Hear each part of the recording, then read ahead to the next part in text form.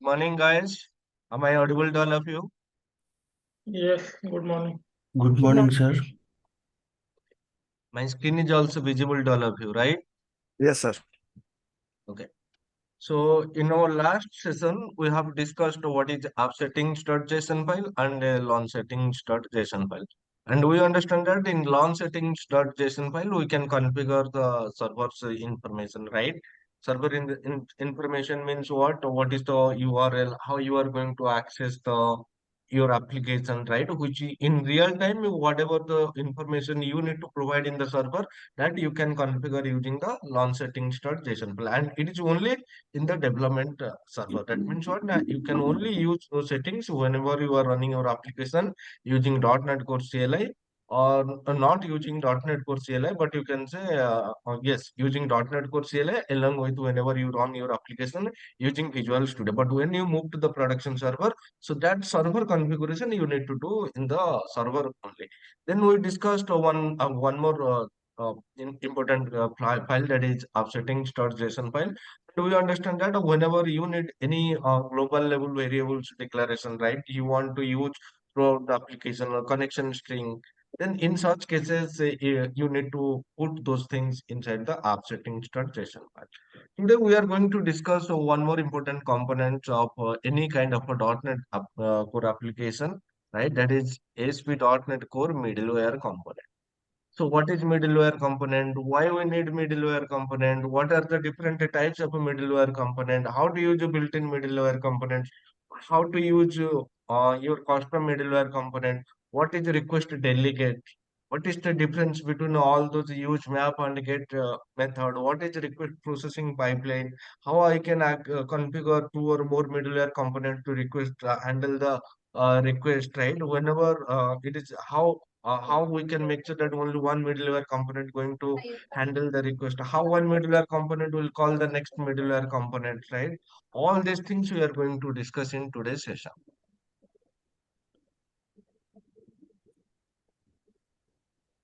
Guys, when I am explaining, please mute yourself. Don't unmute. Whenever I will ask the question, at that time you can mute and you can answer the question, or if you want, you can what I can say, you can also ask your question. But while explaining, please mute yourself. So let us start the discussing. So first of all, let us understand what are middleware components. So the ASP.NET Core middleware components, if you speak bit technically, if you speak, then these are nothing but your methods, which are configured into the request processing pipeline to handle the HTTP request and the response. So what is practically? Practical, what is middleware component? They are method only. What is the requirement? That they are going to be configured into the request processing pipeline. What is the purpose? That to handle the incoming HTTP request and the response. What it means? Now, it means whenever the request comes, if you want to do some processing, then you need middleware component. Even though if you want to execute some logic, you need middleware component. And while you are returning the response, if you want to execute some other logic, then also you need middleware component. That means it is not only used to handle the HTTP request data, but also while you are returning the response, that you can also modify or handle using the middleware component. So each middleware component can perform certain tasks. So what is the task? What is the importance of the middleware component? Now the middleware component, right, will decide whether to handle the request or whether to pass the request to the next component what is configured in the middleware component. How to configure, right, the middleware component, how to call the next middleware component, we'll discuss practically. So basically, the middleware component going to do two things. One thing, it can perform some certain task, handle the request, and return from there. What is the other task? Now, once it performs certain task, then if he wants that the task is not fulfilled by me, let me call the next middleware component. That is also possible. So one middleware component can handle the request or can pass the request to the next middleware component. So this is the two things or two tasks that is what going to be what done by the middleware component. And in .NET Core application, there are many already built made middleware components are available, or you can say built-in middleware components are already made available, which you can use directly. And if you want, then you can also create your own middleware component. That is also what we are going to discuss in today's session. But the most important point that you need to keep in mind is that a given middleware component should have only one specific responsibility. You should not use the same middleware component for multiple responsibility, because whenever we are going to develop the application, we need to keep the single responsibility principle in mind. So if you are creating a middleware component, only one purpose should have, right? Let us first understand where we use the middleware components, then we will see how you can use them, right?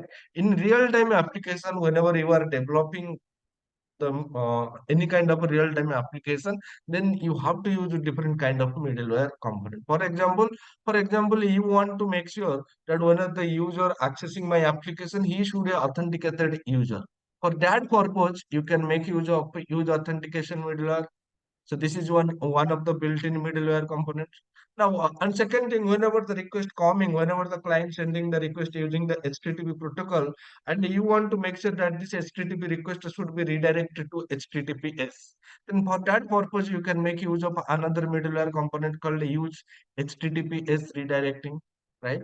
And whenever the request comes, and whenever you want to send the request, then at that time, whatever request comes, whatever response you are sending back to the client, you want to log into your you want to log into a text file, or you want to log into the database. For that purpose, what you can use http logging middleware component. Now whenever you are in the development environment, and whenever there is an unhandled exception, then you want to show the exception details in the screen, right? Then in that case, you need to use developer exception page middleware component.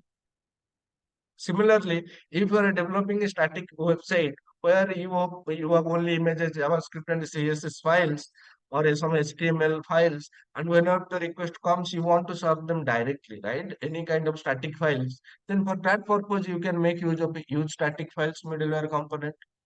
Suppose you are developing one MVC application or web API application, there you implement role-based authentication, right? Now, if the given user having this and this role, then he can access this particular resource or particular method. Then otherwise he cannot access. Then for that purpose, you need to make use of a use authorization middleware component, right? So based and you want to make sure that I am going to implement some routing based URL mechanism. Then for that purpose, you need to use routing middleware component. So these are some of the built-in middleware component, but it is not the last, or you can it is the only this much of middleware component. Apart from this middleware component, there are many built-in middleware components also available, which we will discuss as we progress in this course. So we are definitely all this middleware component what I'm writing here, we are going to discuss. But apart from this, many other middleware components are also available. Those are we are going to be discussed now. Now, if you compare this middleware component with our previous .NET Framework applications, then in simple say, what we can say, whatever the HTTP handlers and HTTP models do in our .NET Framework based application like ASP.NET MVC and ASP.NET Web API, in ASP.NET Core, this middleware component exactly going to be do, right? Going to be done the same thing, but in a much better and much simpler manner, right? So you can compare this middleware component with your HTTP models or HTTP handle. So basically, the middleware component will determine how the HTTP request and response are going to be processed in the .NET Core application. Clear, guys?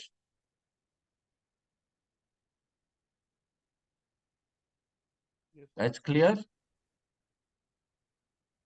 Yes, sir.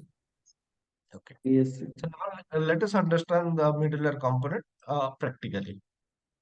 Let me create a new application. You can give any name. Select .NET 6, configure HTTPS. Do not use top level statement. Create the application. Right? So by default, if you go to the program.cs class file, then you will see that two middleware components are get configured. One is MapGet, another one is Route. So what is MapGet and what is run? As we already discussed, this is one of the middleware component which is mandatory in order to start the application. Whenever you create the host your application, right?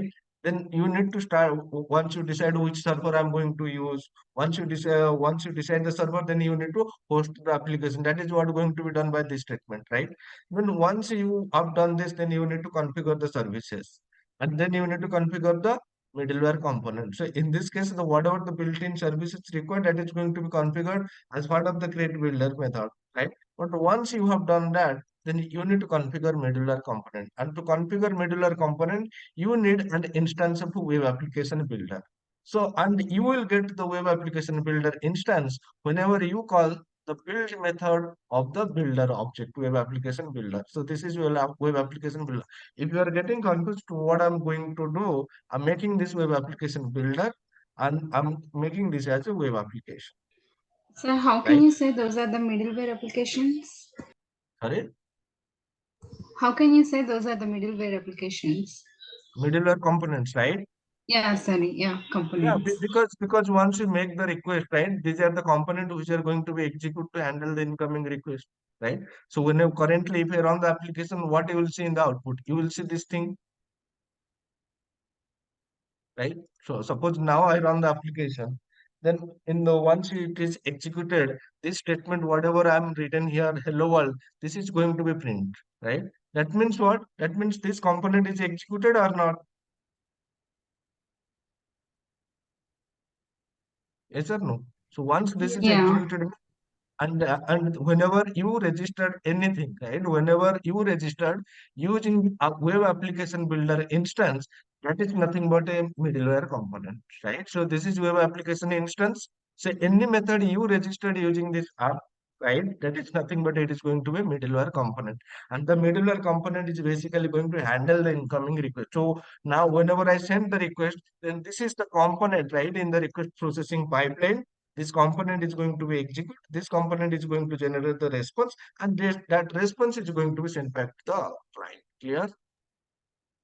How can So we every differentiate between sorry. middleware component and the method? So currently in this main method, we are not going to define any method. And if you remember from the beginning only, I have said, right, middleware components are nothing but technically they are only methods, na? Differentiate means if you are not if you are writing any method which is not called by using this app component, then this is see currently suppose in this example, right? I'm declaring one method. So void sum method. Can I call this sum method using app instance? No. Why? Because this method not belongs to this web application builder instance. Correct? Yes or no? This Yes. Yes. method belongs to program class only, na? So in this case, you cannot call this method using app. If you are able to call the method using this web application, then that is a middleware component. If it is not, if you are unable to call, right? Now just try to call this app.sum method. Let's see what happens. App dot, then what I'm writing sum method. Is this going to be acceptable? No. Why it is not acceptable? Because this is not a middleware component. And why this is available? Because this is a middleware component. Now you understand how you can differentiate the middleware components and the methods. But technically, if you speak, this MapGet is a method, this run is a method, this sum method is a method. But you cannot call this sum method using app instance, or you cannot call other any method, right, which is not defined by this web application builder instance like this, because this is not a middleware component. But later I will show you how you can create your own middleware component, how you can configure them here. Okay, sir. So this is how you can configure modular component. So currently, if you look at this application, then you will see that there are two middleware components are configured. One is MapGet and another one is run. We have already discussed that this run middleware component is required, it's mandatory in order to start the application. And this MapGet, in this case, it is a routing middleware. You can say whenever the request is come for this particular URL, whatever you mentioned, then in that case, whatever the delegate code you have written here, that delegate is going to be executed and that is going to return the response back to the client, right? So now let us see, now let us try to add a few more middleware components and try to understand how and what exactly they are going to be configured and how and exactly they are going to be work, right? Currently, if you look, I'm adding few middleware component in the request processing pipeline, right? So one is use developer exception page middleware component. Another is use routing middleware component, and another one is use endpoints middleware component. So what are all these middleware components? We will discuss them in brief. But before understanding that, let us consider how and what exactly, right, the middleware component, how they can access both the incoming request and both the outgoing responses, right? Then we will understand these three middleware components in detail, right? In ASP.NET Core web application, the middleware component can have access to both incoming HTTP request and outgoing HTTP response. How it is possible? How they can access the both the HTTP request and the HTTP response, right? So if you see Your whenever we this, voice is breaking up. guys, my voice is breaking, No, sir. guys. No, sir, it is okay. Not on my side. Okay, so you can just restart, right, and join once more, right? So the ASP.NET Core, right, the middleware component can access both input and both HTTP request and response. The reason is now whenever the request comes to either IIS server or to Kestrel server, right, they once they check the security or whatever configuration, right, they transfer the request to the application code. This application code, what you have seen here, this is nothing but your middleware component. And whenever they transfer the request to the application code, they pass one HTTP context object, right? And that HTTP context object contains all the request information, right? What is the HTTP method type, right? What is the request header? What is the request data, right? Even though while returning, you can also, this application code also can access that HTTP context object. We will see that practically, but guys, remember this is only possible because of the HTTP context object, right? The middleware pipeline handles the request and passes it on as an HTTP instance to the application logic, right? So this application code and inside your middleware component, whenever we receive the request, so we receive the request in the form of a HTTP context, and this HTTP context contains all the required information of the request. Not only the required information of the context, but also whatever output we want, we can write on the context object as well, right? So because of this HTTP context object, the middleware component can access both the input, both the incoming response request as well as outgoing response, right? So a middleware component in ASP.NET Core web application can handle the incoming HTTP request by generating and response. So if the middleware component wants, then he can directly generate the response and send the response back to the client. This is possible. Also, they can process the incoming HTTP request, modify it, if required, they can also call the next middleware component, which is configured in the request processing pipeline. And while they are processing the outgoing response, they can modify it and then they can pass it to the either the previous middleware component or to the web server, right? So better understanding, see, in this case, I have configured three middleware components. One is logging middleware component, one is static files middleware component, one is MVC middleware component. So whichever middleware component is registered first in the main method, right? Then in this case, suppose this is the first middleware component. So this will try to execute first, then this one, like this. The way, the sequence in which we are configuring the middleware components, in the same sequence, the components are going to be executed. So in this case, this is the first middleware component. So whenever the request comes, this middleware component will execute. And then this middleware component will decide whether I need to call the next middleware component or not. If it is possible that I am unable to handle the request completely, I have just done my part. Let me pass the request to the next middleware component, which is configured in the request processing pipeline. So the next middleware component is this one, static files middleware component. The static file middleware component will decide whether I'm able to handle the request.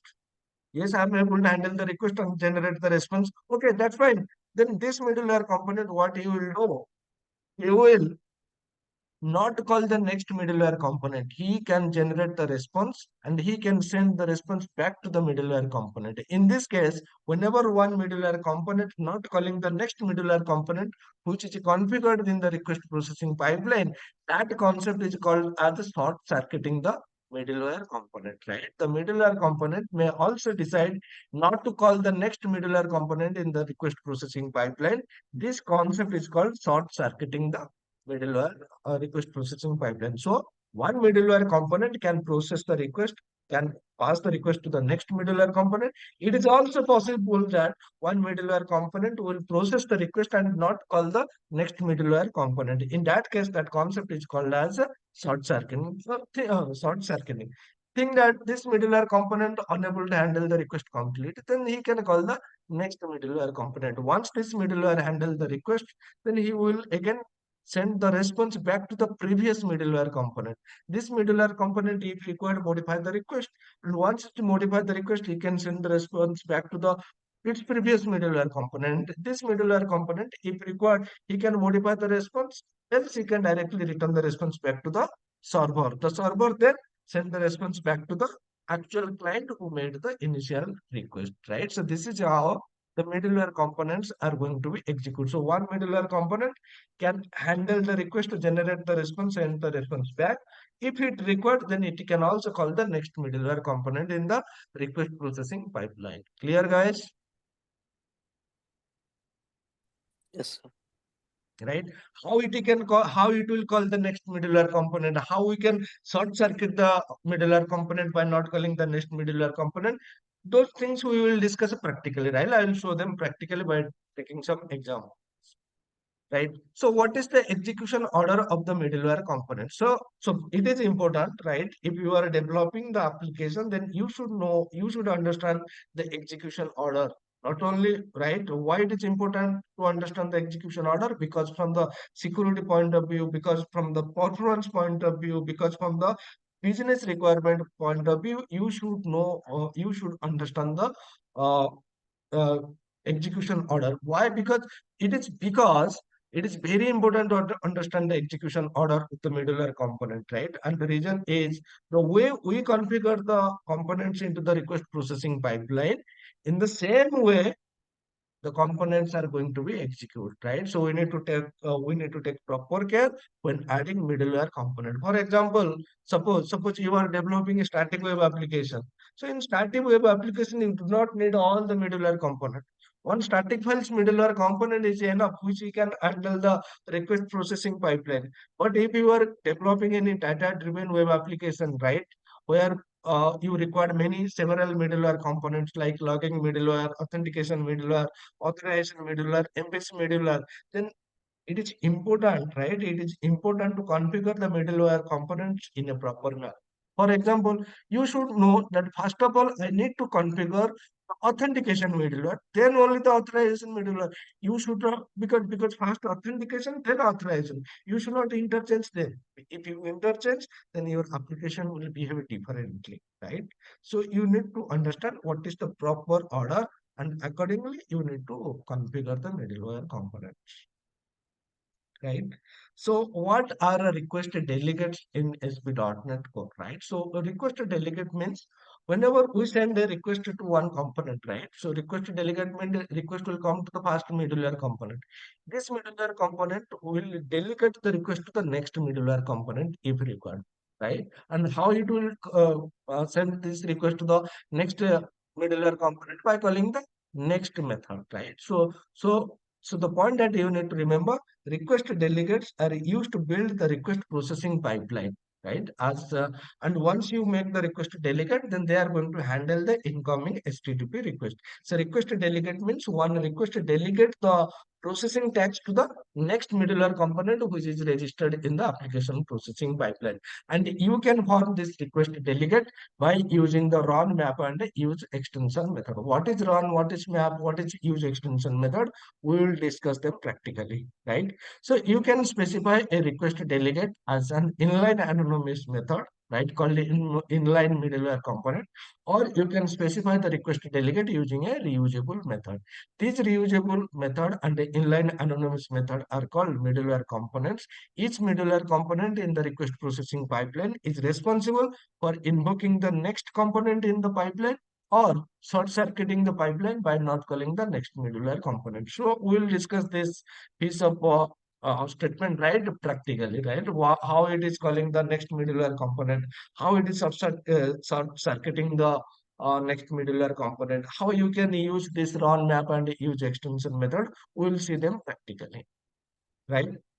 Now, what is the use of a use and run extension method? So why I'm starting with use and run extension method? Because we have already discussed that MapGet and map extension method, right?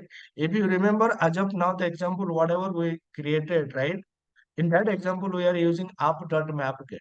So what exactly app.mapget means? It is specifically write some business logic into the uh, site. So if you want to execute some specific logic based on the URL pattern, then you need to use MapGet. For example, in this case, you can see I'm having this MapGet underscore slash. I can write any number of, so write, suppose I want to write like this, home, and here I can write about. So in this case, whenever the URL pattern is like this, then you can use right URL pattern. Then this piece of particular logic is going to be executed. Whenever the URL pattern is slash home, then this logic is going to be executed. Whenever the URL pattern is slash about, then this piece of logic is going to be executed. That means based on the URL pattern, if you want to execute some logic, then you can use this map-get extension method. Along with this map-get extension method, you can also use this map method, right? So if someone asks you, sir, what is the difference between map get and map, then you need to tell that whenever the request is a get request, then in that case you need to use map get extension method. And if you want to execute some piece of logic, right, irrespective of the request type, right? I want to execute logic if the request is a post request or get request or patch request or a delete request, then in that case you need to use map. Map get means it is specifically designed for a get HTTP request, and this means it can accept any type of a request. So this is the only difference between map get and what I can say, this a map extension method. Now let us try to understand the use and run, because as of now we have not used that run method, we have not used that use extension method, we have only used this map, and we have already know that map means a particular URL is there, and that URL I want to execute, and for that purpose I need to use this map extension method. Now let us try to understand this use and run exception method, right? So in ASP.NET Core Web application, we can use the use and run extension method to register inline middleware component into the request processing pipeline. So what is inline middleware component? Means what? Now the logic what you want, you can define there only, right? And that logic is going to be executed whenever the request comes to your application. So what is the difference between the run method and use method? Why they are providing two different methods to configure this inline middleware component? Yes, suppose, yes, there is some difference. Based on your requirement, you can decide whether you need to use the run extension method or whether you need to use the use extension method. The run extension method allows us to add the terminating middleware component. So what do we mean by terminating middleware component? The terminating middleware component means if you configure any middleware component using this run extension method, then there is no chance that you can call the next middleware component. You can't call the next middleware component. That is the last middleware, or that is the final middleware component which is going to be executed to handle the incoming HTTP request. There is no other chance. There is no chance that you can call the next middleware component. Then what is the use of a use extension method? Now this use extension method basically allow us to add the middleware component which may call the next middleware component. So if you are using RON, there is no chance to call the next middleware component. And if you use the use extension method, then there is a chance that you can call the next middleware component in the request processing pipeline, right? So if you observe the main method, then you will see that we are configuring this extension method, run or use or whatever, using the web application instance, right? So such as use and run, right? If you want to configure any middleware component using run extension method or using use extension method, then what instance you need to use? You need to use web application instance. As you can see in the main method, right? We are having this use application developer exception page middleware component, use routing middleware component, use endpoints middleware component, and these are nothing but what? These are nothing but your inbuilt middleware components, right? So what exactly this use developer exception, what exactly this use routing, what exactly this use endpoints middleware component, let us try to understand. So can anybody tell me what is the use of this use developer exception page middleware component? Because few people are saying that they are having some knowledge or experience of the basic concept, right? Anybody here who can explain me what is the use of this use developer exception page middleware components? It will store a yellow page. Sorry? It will store the yellow page. If No. in between. If there is any exception in development environment, it will redirect to error page instead of Yes. showing yellow screen. So there is, so see, you are saying right, correct, 100%, but not under. If there is not an exception, if there is an unhandled exception, there is a two different thing. Having exception is good, but having unhandled exception is bad. So what is the difference between a unhandled exception and a exception? If you are not implementing the try catch block, and in a try block there is some exception, and in the catch block you are handling that exception, then this is not an unhandled exception, right? Unhandled exception means what? That the exception throwing statement is outside of the try block. Then in that case there is no such catch block which can handle the exception. So that is nothing but your unhandled exception. And if there is such unhandled exception in your application, and if the environment is development, right, means you are working in the development environment, then what you can do, you can use this use developer exception page middleware component. What is the advantages of using this use developer middleware component? Now in that case what will happen, now this piece of information is going to be executed. And whenever this piece of information is going to execute, then what it will do? It will show you what it will show you. Like it will give you the details of the exception information. What exactly the region where the exception is raised, right? We'll discuss this developer exception page in detail. For example, whatever I'm writing now, integer x equals to 10 by 0.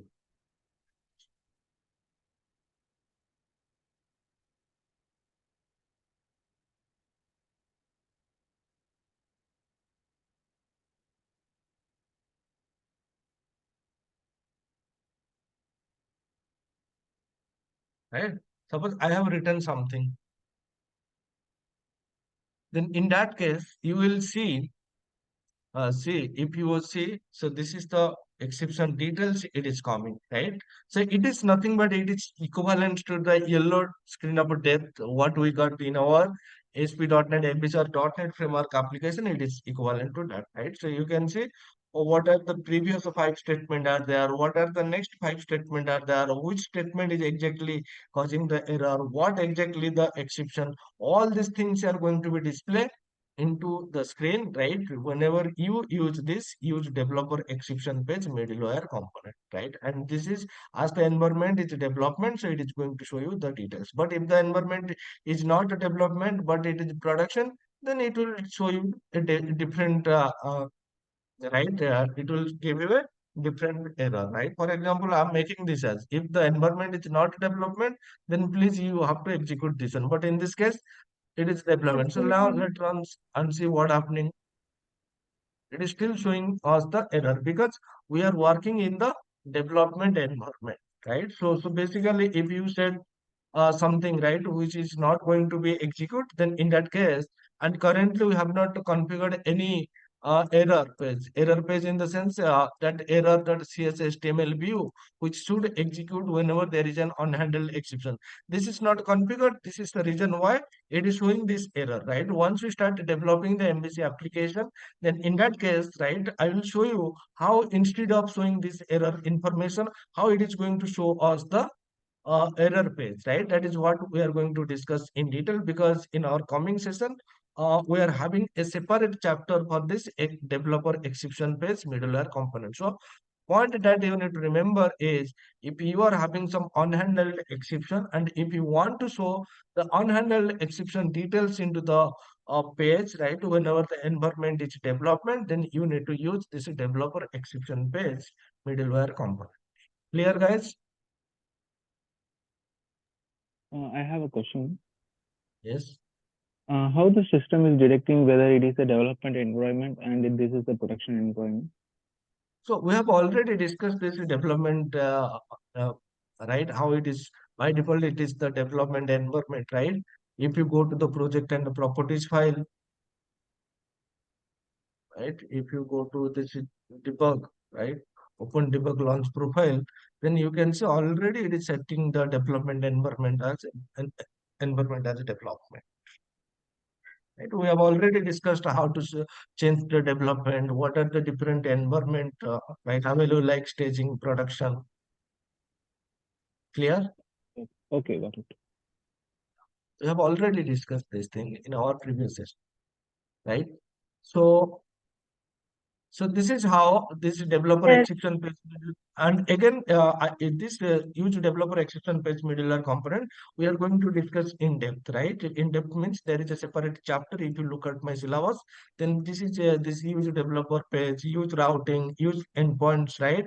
Use static files middleware component. Everything we are going to discuss in depth. Now, I'm just telling you that what is actually the middleware component, right? Everything we will see once we discuss the routing, right? Attribute routing, conventional based routing. At that time, I'm going to discuss what exactly this use routing middleware component, what is it, its importance, right? You can also see in the course syllabus, there is a separate chapter for use developer exception page middleware component, right? So if you look at these things, so then you will see static files middleware component is there, right? Developer exception page middleware component is there. And if you go down, right, that the routing is there. So everything I'm going to discuss each individual component in detail. But now we are just going with the basic concept. Clear? Yeah, any question?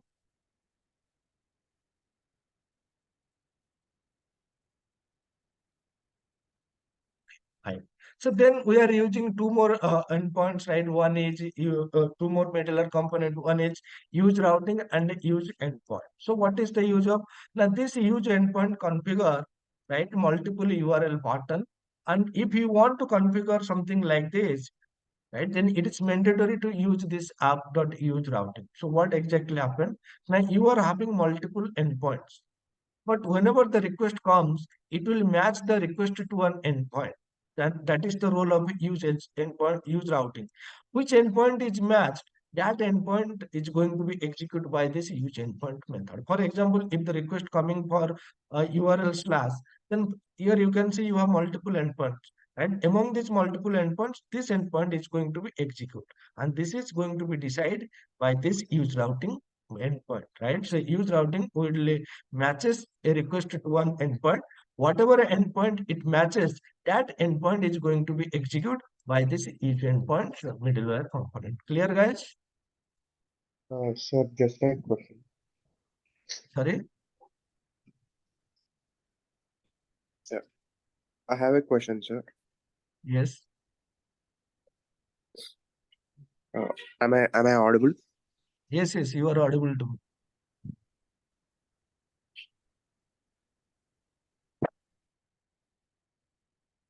Please ask the question.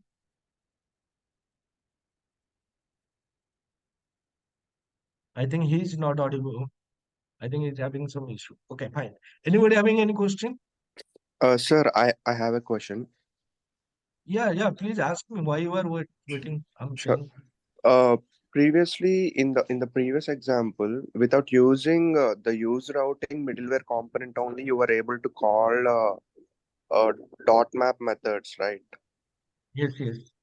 So like, what's the now you are using the use routing method. Like, what Yes, is the yes. difference it is Yes. making? The difference means whenever you are using pattern matching, right? If you are having multiple URL pattern, then in that case, it is mandatory to use this one. For example, currently we are not using your controller-based routing, right? Once we use the controller-based routing, then what is the URL pattern? And based on the URL pattern, which method should execute, that is what going to be decided by this use routing middleware component, right? If you use endpoints routing, then it is mandatory to use routing middleware component. So this use routing middleware component will decide a matching route.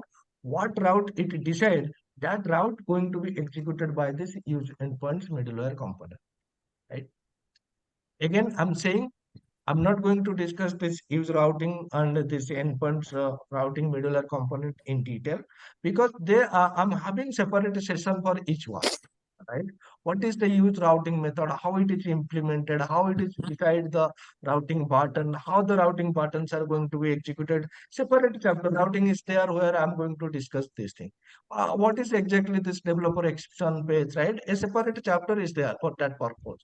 And in that chapter only, I'm going to discuss this thing. Currently, what I'm saying there are many built-in component, middleware components are there where you can configure them into the request processing pipeline and how they are going to be executed. But what exactly the meaning, the use of each individual middleware component, we will discuss them one by one, not now.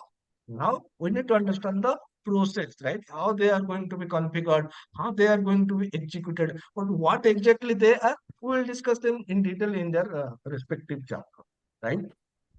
Yeah. Clear, Okay, sir. guys? Thank you. Yeah. So one question.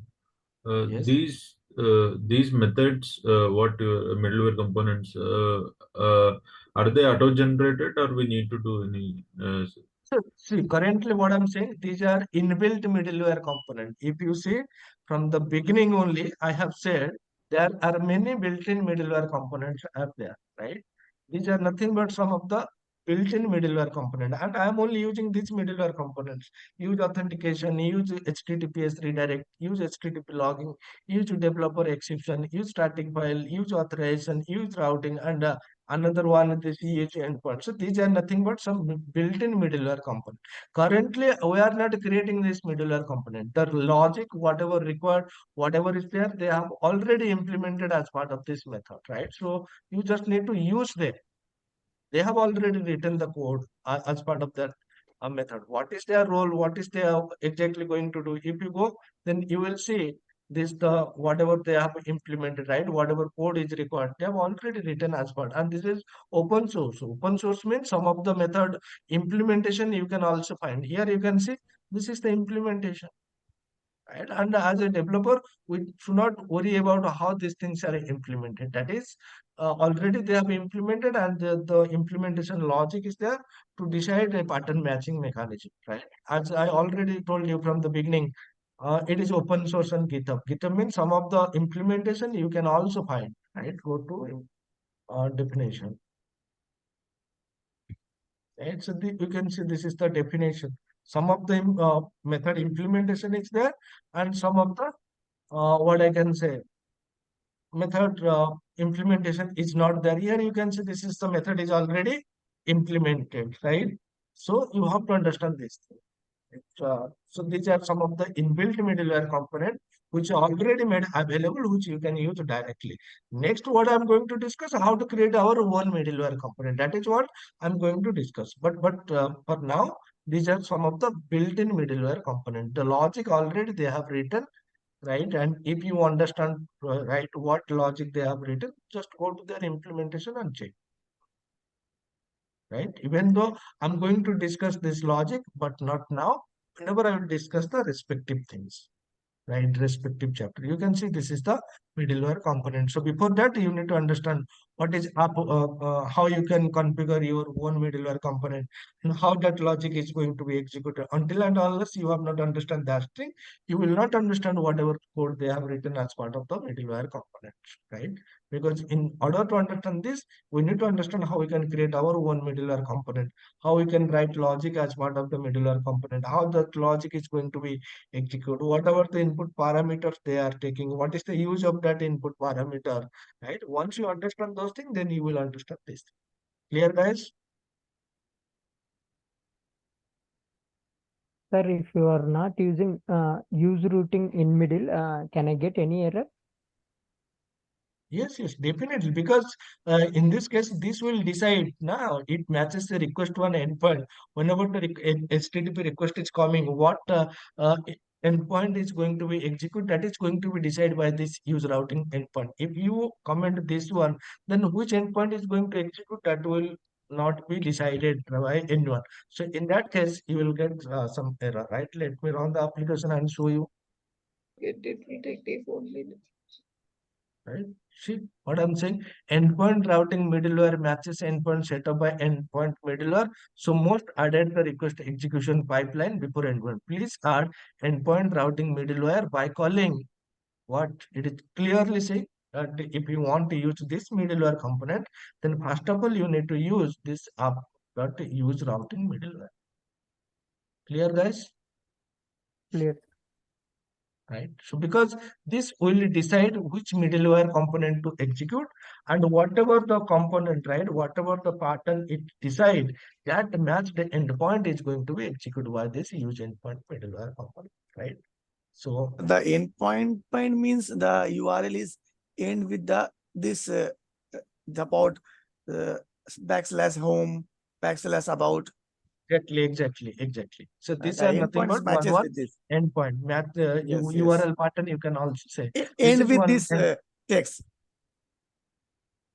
See, this endpoint means you can give any name, right? But this is nothing but one endpoint, which is end with slash. This is an endpoint which is end with slash home. This is an endpoint which is end with this, right? For example, okay, let me this comment this one, right? Hello world. This is I'm writing hello world to hello world home, right? And here I'm writing hello world. What I can say above. Right? Let me currently access only the get request. We'll discuss what is post in our coming session, right? So we have discussed this thing. Now run the application. See, first hello world is coming, right? Now what I'm doing, I'm making this as slash home. Home. Yes. See, slash home is Yes, executing. that means Right? end with Now, by home, by about. exactly. So Yes, whatever that is the pattern, endpoints not meaning. by home. Before this slash, you can also put anything. Right? Before, So but not basically, after. Before, but not after. no, anywhere. Suppose I'm writing something like this, right? Slash home. Yeah. So basically, after the root URL, it is something like this. Suppose I want to write something, my slash home. This is also fine, right? Anything you can put. So this is one URL, which whenever the URL pattern contains this thing, then this component is going to be executed, right? Yes.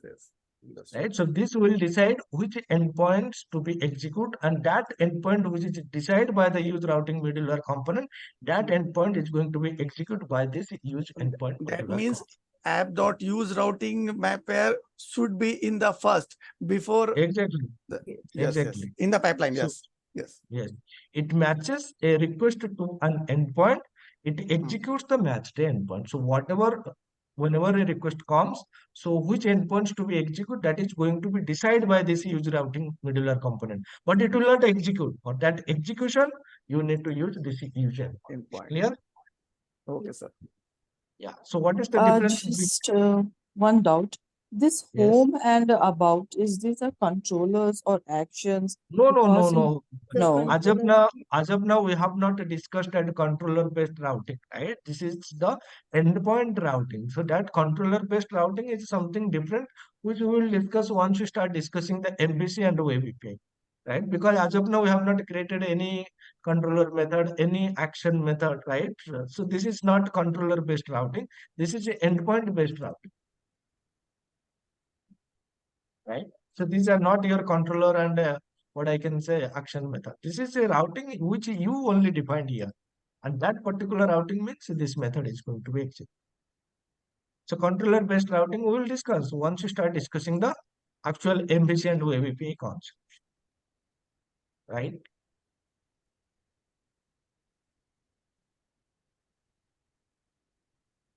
Yeah, previously we are able to app.map, but currently what I'm saying, this is a different endpoint. I'm just going to show you how to use this endpoint mapping. Why? Because in this case, if I need to decide, right, going further, I'm going to use controller based routing. In the controller based routing, you have to use this app routing method. And for that purpose, I'm just giving you one introduction that this is possible. What is the use of app routing means it will decide the endpoint, and whatever endpoint, right, that going to be executed, that will be executed by this endpoint routing, and it will match, and that matched endpoint is going to be executed. Why I'm giving this example? It is not required, but why I'm giving, because once we start discussing the controller based routing, right, in the controller based routing, this mechanism only will come into the picture. We will have this app.use routing method, we will have this app.map controller route, right? So then in that case, this mechanism will come into the picture. Because of that reason, I'm just giving you an introduction that this URL pattern, right? I mean this pattern based matching, it's still there, right? If you want to use, you can use like this. Otherwise, once you start discussing the controller based routing, then you will use that and the working is going to be same. Definitely in that case also you are going to use routing, and also you have to use app.map controller routes, and then this app.use routing will decide which controller action method to be executed, and that map routing controller map route will execute that action method. So this, because of that, I'm just starting with the basic concept. And again, if you guys having, sir, I can directly call this map.get method, yes, that is possible. There is no issue. You can directly call like this. That is also possible. For that purpose, you do not need this controller based routing, right? So you can directly call like this. This is also possible. But why I'm saying, because as we progress, we are not going to use this kind of mapping, because in that case we need to execute some controller and action method. Understand that thing, you have to understand this thing, right? There is something called app.routing routing, which will match a request to an endpoint, and whatever the endpoint it matches, that is going to be executed by this use endpoint. And in our coming session, instead of using this use endpoint, we will use controller map route, right? So Sir, now, how? Sorry. if you want to handle multiple HTTP requests, means we will be going for endpoints. Otherwise, just we can use app.mapget, right? For controller based routing also. Sorry, controller based. You do not need to use app.mapget in controller based routing. In controller based routing, you need to specify the pattern. In that case, you cannot hard code the name like this. For hard coding, that attribute routing is there, but controller based routing means you need to provide a pattern, right? That controller action method, right? That pattern is there. And don't think about the controller based routing at this time, because we will discuss them in detail, right? Instead of wasting time by thinking about the controller based routing at this time, doesn't make any sense, right? So whatever we are trying to understand now is what is middleware component. We are not going to we are not discussing what is routing in this session. Our main objective of this session is what is middleware component, how you can use them in our application, what is the execution order of them. That is what we are understanding right now. controller-based routing, how you can provide some constraint to the routing, right? What is attribute routing? Why we should go for attribute routing over the conventional based routing? How you can set the default controller action method? Everything we are going to discuss, right? Who are coming from the MVC or Web API background, they might be worried, they might be thinking about the what is controller-based routing, what we have defined in the route config file in our MVC application, how we can use them in ASP.4. Everything we are going to be discussed. Everything is the pipeline, but not now. Now in this session is not related to routing. This session is only related to the basic concept of a middleware component. What is middleware component? How you can configure the middleware component? What is the execution of a middleware component? How we can create our one middleware component? How we can how one middleware component call the next middleware component? That is what we are trying to understand in this session, right? Don't ask me any question related to routing in this session. Routing is completely different story altogether, and we will discuss routing in detail, because if I'm going to discuss routing in today's session, then that middleware component concept will not be completed in today. And at the end, what will happen? Neither you understand the middleware component nor you understand the routing concept, right? We need to go step by step. Clear? So how to configure components using RON extension method. So we have discussed these are the built-in middleware components, and if you are having some doubt, right, as I mentioned, everything I'm going to discuss in detail in their respective chapter. So let me do one thing, let me completely remove this thing. As you are getting many doubt, let me remove this thing. Right? Completely I remove the components. Now what I'm doing, I'm adding one middleware component using the RON extension method. So as I mentioned, you can add inline middleware components using two methods. One is RON, another one is use. So let me add one middleware component. So in this case, I have added one middleware component using the RON extension method. And you can see to this RON extension method, I have created one anonymous delegate, right? And to this delegate, I have passed this context object, right? This context object is nothing but it is the HTTP context object, and using this HTTP context object, you can access, right, the request data and the response data. For example, what I can say, context dot request, right? Context dot request dot what is the method, right? That you can access like this, right? For example, variable HTTP method, right? So you can access what is the method, right? Even though if you want, right, you want to know what are the request headers, right? Then you can also access them using the context dot request header, right? So basically, and you can see here, not only we are accessing the request object, but also we are accessing the response object. Response. So this is possible because of this context object. Who passed this context object to this middleware component? Only this IIS server or the custodial server, right? They have only passed that. This context object contains all the information of the request, and whatever response you want to write, that you can also write. In this case, you can see I'm writing the response back to this context object, right?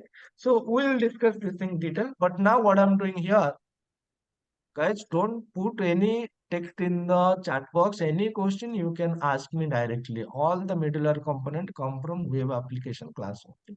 So web application class, definitely this middleware components, right? What I'm using, right? These are the built-in middleware component. They have defined it. This RON middleware component. This what I can say. Yes, definitely they are going to be come from the web application, not web application. These are coming from the web application class, right? So can you explain? Can you explain about the async and await? So async await completely. This is not related to your what I can say. C#. It is not related to .NET Core application, and async await, right? I can explain at this moment. If you want to understand async await, right, we will create separate session, because few guys also asked me related to this async and await. So we can create a separate session, and I can explain what is exactly async and what is exactly await, right? But not now. If anybody having any issue related to async, why I'm saying, because these are not your what I can say ASP.NET Core concept. And before few days only, I have put the link from where you can learn the async and await. And I think you guys have not gone through the link, parallel programming, asynchronous programming, multi-threading. The link I have provided from where you can learn these things, right? But I think you guys have not visited those links. Right, these are the C# concept, and in this .NET Core training, I'm not going to touch any C# related concept because this async await, right? Those students who attend my session, guys, how many sessions should we take for asynchronous programming? Pratik, minimum 12 to 14 hour I have taken for asynchronous programming, and how I can explain those 14-hour things in 5 minutes is not, that is not possible for me. Right, and already I have started uploading the videos on my YouTube channel. You can go and you can watch the asynchronous programming, right? Even though on my website also asynchronous programming is there, parallel programming is there, where I have explained this async await everything, right? Because async and await is not asynchronous programming, it is just a what I can say, two keywords. Apart from asynchronous programming, there are many things. You can say asynchronous programming, what is concurrency, async await, task, how to return value from task, what are the different return type, how you can limit the, how you can cancel a task, right? So many things are there in the asynchronous program. All these are related to asynchronous programming only, right? And if I explain only async and await keyword, means you only understand 5% of asynchronous programming, and don't limit to that 5%. Try to limit 100% of asynchronous programming, right? So basically, what I can say asynchronous programming means, let me explain to you. Suppose I'm creating one method, right? Public, some void, public return type is void, method name is some method, right? I'm not going to explain. I'm just trying to explain you this statement. Suppose I have written some control dot right line method. Now, this is not a asynchronous method. So what exactly asynchronous method means? You need to use the async keyword while creating the method. I'm making this method as async. And once you create the async method, then you have to write some statement using the await keyword inside this method. See, currently what this method is saying, this async method lacks await operators and will run synchronously, right? Until and unless you are not using await method inside this method, then this method behavior will similar to your synchronous method. For example, I'm writing this task, right? I'm writing this task dot delay. So I'm just execute. I'm just making this method to right delay the execution for some method, and for that purpose what I'm writing here, await keyword. So once I use the await keyword, then this method will behave like a synchronous method. So what you need to understand is you have to use the async keyword to create a async method, and whenever you are using async method, as part of this method you have to use this await keyword at some point of time. Until and unless you are not using a await method, then this method will behave like a synchronous method. Similarly, you can see here, this is nothing but anonymous method, and this anonymous method I have created using the async keyword, and as part of this method, I have used this await keyword. Now, if you don't want to use this async keyword, then what you can do, you can remove this, that is fine, right? But once I'm removing this, what I'm getting one error, right? So what error means? You have to write here return statement, right? So basically, this is the thing that you need to do here. Here, you can use asynchronous statement, or you can use normal statement. What is the advantages of using asynchronous programming? Right? What is the advantages of multi-threading? What is CPU bound resources? What is IO bound operations? Right? Those things you need to understand, right? Understanding. So you will not understand the async and all. See here, there is no difference writing the code executing, but when to use async and when to use await, that is the important thing that you need to understand, right? And how you can cancel a asynchronous operation, how you can limit the concurrent execution, right? All these things you need to understand, right? So, and that is not possible for me to take 15 hours or 14 hours in .NET Core classes to explain the asynchronous program. Because from the beginning only, I have told you, I'm not going to discuss C# related concepts. This is purely ASP.NET Core, because ASP.NET Core is itself a huge one, and I generally don't like to teach the concept, right, the way others are teaching, right? Async await, one example complete. This is not asynchronous programming. You need to Oh, those understand are the everything. series of concepts, right? Okay. So you will not understand async out because this async out what I have explained you that you need to create the method as async using the async keyword and you have to use this await keyword. But do you know what is task of a T? What is when to use task return type? When to use task of a T? See, in this case, I can also use the task. Then you need to understand what is the difference between return type void, return type task. Even though I can also use here task of a string, right? Task of string. So in that case, what I need to do, right? You need to return some string value here, right? Return some data, right? If I'm returning the data, then how I can handle this data? How will get the data in from my application, right? So in this case, suppose I'm creating one method, right? Here I'm creating another method, public void, another method, right? So from this method, I want to call this method. How I can call this some method from here? Can I call like this? If I call this like this, why I'm getting this warning? How can I use the await keyword here? I can't use the await keyword here. Why I can't use the await keyword here? But I want the output. How I will get the output? So these are the things that you need to understand, right? So, and it is completely impossible for me to explain this asynchronous programming in the .NET Core classes. If you guys are having some issue, just ping me and we will take some separate sessions for asynchronous programming. Clear? So in this case, you can say I'm registering one inline middleware component using anonymous method. So you can use anonymous method, or you can also create what I can say a separate method, right? And any method you can give. So you can also do like this. So you can create a separate method and you can use that separate, you can call that separate method here. So I'm not going to do this thing. So currently I'm fine with this inline anonymous method. So this method is registered and whenever you run the application, then you will see that this component is going to execute because this is the first middleware component which is registered in the application pipeline from where we are getting the data. That is fine. Now, if you go to the definition of this run middleware component, then you will see this is add a terminal middleware delegate to the application processing pipeline. So what do you mean by terminal middleware component? Terminal middleware means this is the last middleware component in the application processing pipeline.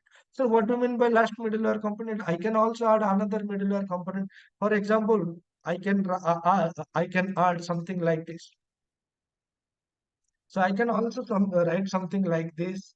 So how it becomes terminal, even though you add this middleware component, once you run the application, you will see this middleware component is never going to be executed. Why?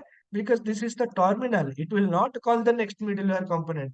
As long as it is not calling the next middleware component, this component is never going to be executed. So in this case, if you run the application, then you will see that only the response from the first middleware component. You will not get the response from the second middleware component. Why? Because this will terminal. This is the terminal. This component is registered first. Means this will execute. So this will not call the next middleware component. How? Because this is the terminal middleware component. Right? Right. So So even we are not able to see these methods like MAC methods in the Solution Explorer. sorry. Solution Explorer is here, right? So we can see these methods in the Solution Explorer. Which method Like you are talking about? I mean, I'm talking about these methods. So we can create one folder here, and we put rename the MAC controllers like middleware controllers. So we can see in the See, solution. again, I'm talking about why you are thinking about controller concept at this time. I'm going to No, not explain what it is. controllers. So it's So what method you are exactly talking about? Which method? these middleware, sir. Middleware methods you're talking about, right? Yeah, that is what I'm saying now. You can create a separate method also, right? Suppose I'm creating this one, right? So I have created a method. You can put this method in a separate class file and you can call that method. For example, I'm creating a class file, right?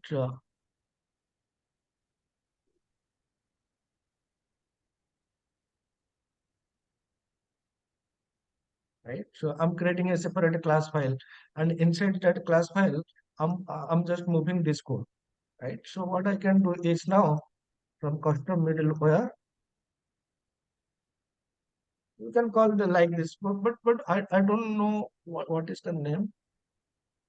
You need to make this as copy, right? Yeah. So this is So what you are that's talking fine, about, right? sir. So you're creating the methods, that's fine. So why do we need these methods right now? So what is the purpose you're using these methods? What is the purpose you are talking about? Yeah.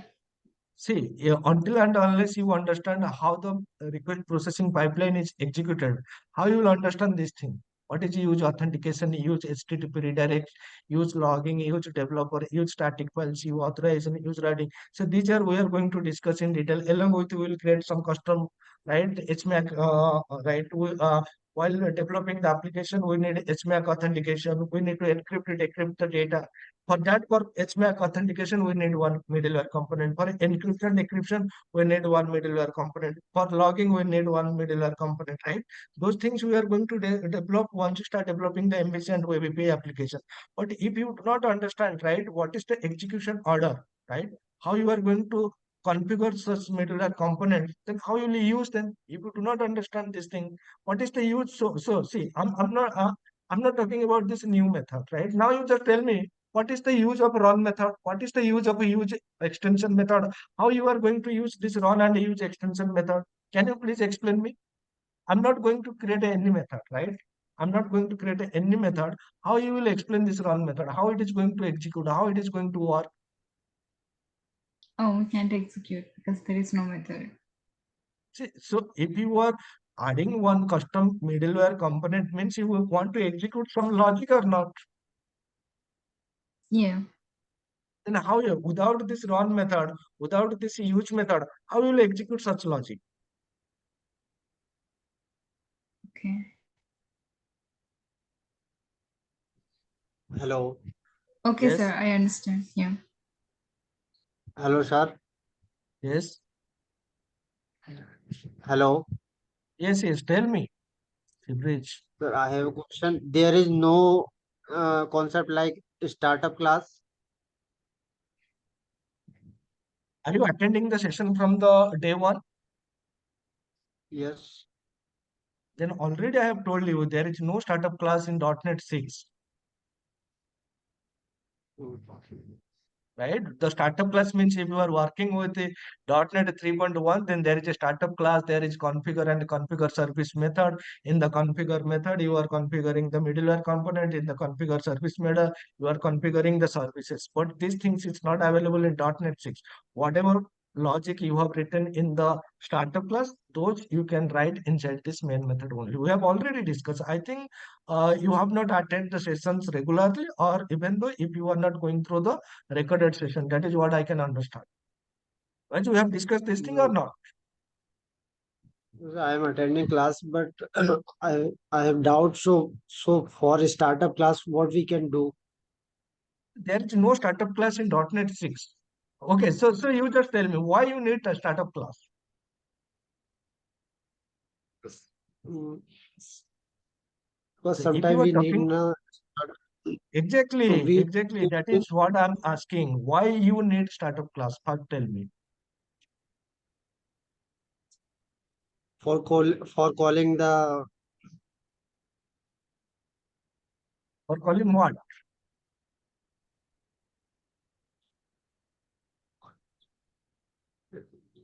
programming architecture like that. Programming architecture. So there is no meaning of talking So programming architecture here. Right. So you need startup class to execute some of the code at the start of the application, the right? like for configuration. Exactly, that is what I'm saying. Now, if you want to execute some logic, if you want to execute, if you want to configure that when the request comes first, authentication should execute, then authorization should execute, then SMAC should execute, then encryption, decryption should execute, then only my controller action method is going to execute. So for these things, you need the startup class where you will configure how the request is going to be processed, right?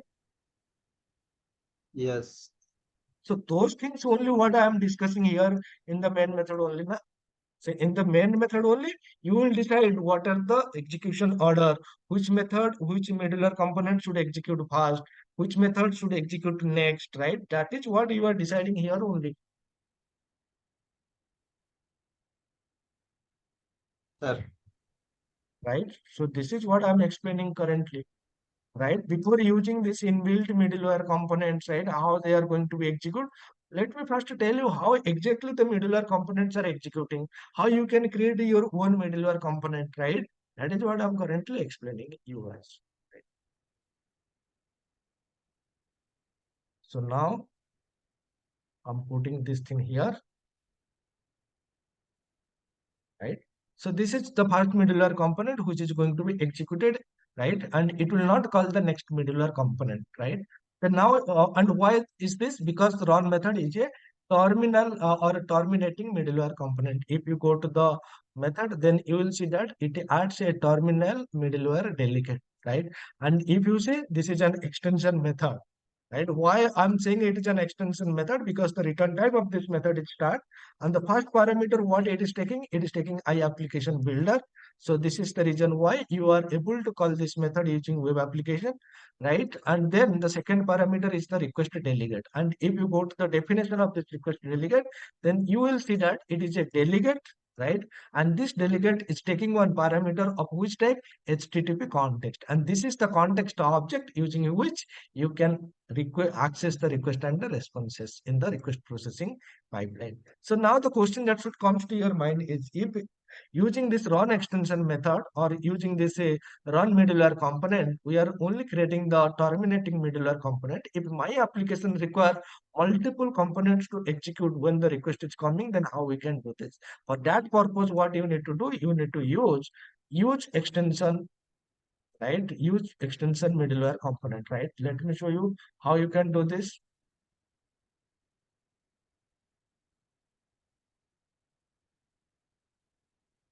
Right? So in this case, what you need to do, you need to use the use extension method. See, run extension method taking only one object. What object? The context object.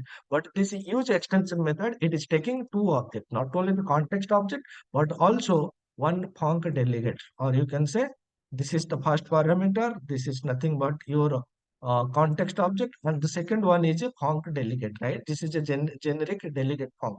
Right, so it is taking two parameters. So using context object, what you will do, you can access the request and response data. Whatever request data you can access, whatever response you want to set, that you can also set. And what is the use of this next func delegate means, using this next delegate, you can call the next method.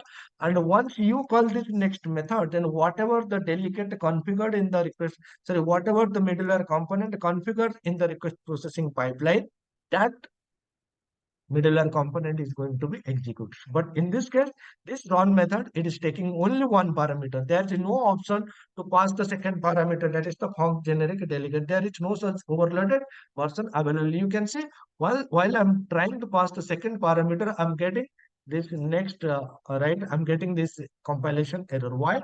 Because this run method only accepts the context object. But in this case, this use method, right, you can see it is taking two parameters, right? Taking two parameters. Currently, I'm getting this error. Now comment this one. See, I'm getting this error. What it's saying? So it is saying does not take one argument. So you have to pass the HTTP context what you are passing. And second one is the honk generic delegate. Again, guys, if you are new to delegates, I have provided the link. From there, you can go and learn what are delegate, what exactly the generic delegates, what is the different types of generic delegates, you will understand, right?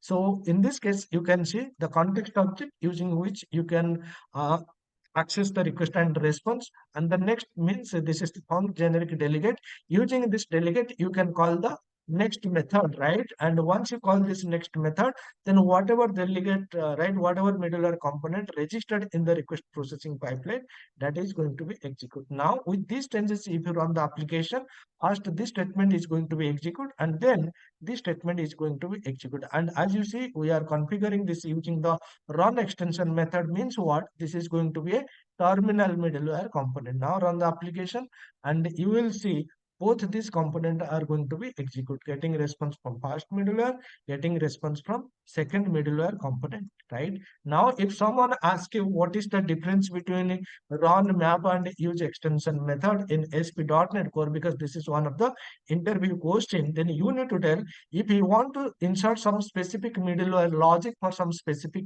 URL, right? So in this case, you can see we are not specifying any URL pattern, right, using this use and run. But if you want to execute some specific logic based on the URL pattern, right, for slash I want to execute this logic, for slash home I want to execute this logic, for slash about I want to execute this logic, then in that case you can use this map, or you can also say MapGet extension method.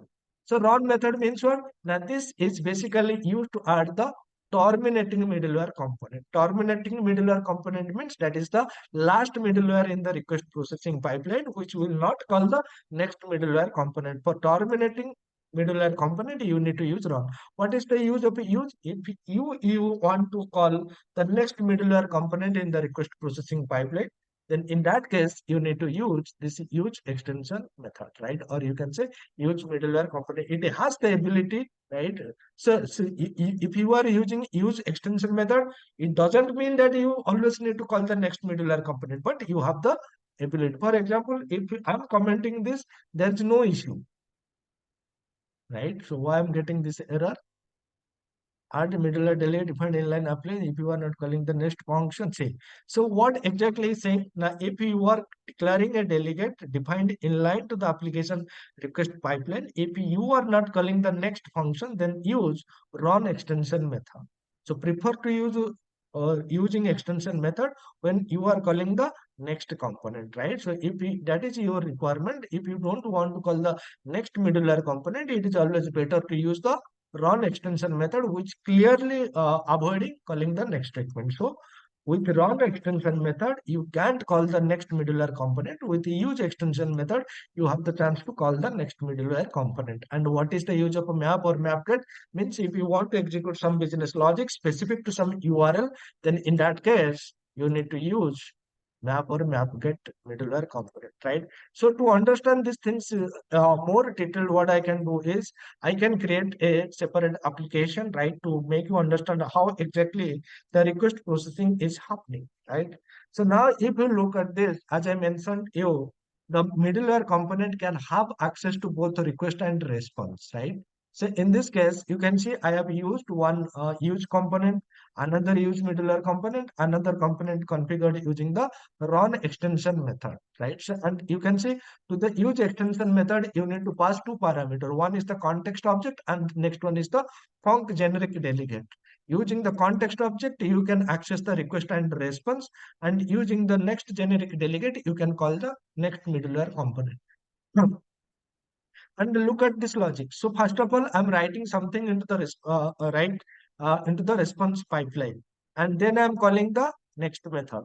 And then once the returning time, I'm also writing some response into the middleware component. And the same thing I'm doing here, writing some response, calling the next middleware component, and then once it is returning, at the time of returning, I'm writing some response. And this is the run extension method. Means this is going to be the terminal middleware component. So in this case, whenever we run this application, right, how these three components are going to be executed, right?